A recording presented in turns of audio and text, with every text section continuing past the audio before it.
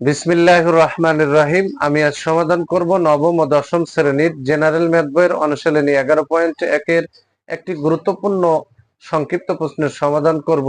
সংক্ষিপ্ত প্রশ্নটি হলো, আখের রসে চিনি ও পানির অনুপাত 3:7 হলে এতে কি পরিমাণ চিনি আছে? সমাধান দেওয়া আছে চিনি ইস্টু পানি ইকুয়াল টু 3:7।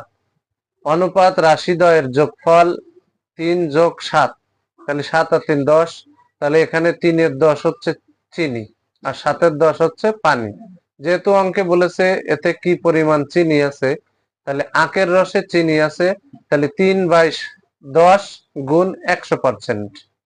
তাহলে 10 100-র ভিতরে 10 বাদ যায়, তাহলে 3 10-কে 30%। এটাই হচ্ছে এই সংক্ষিপ্ত প্রশ্নের সমাধান।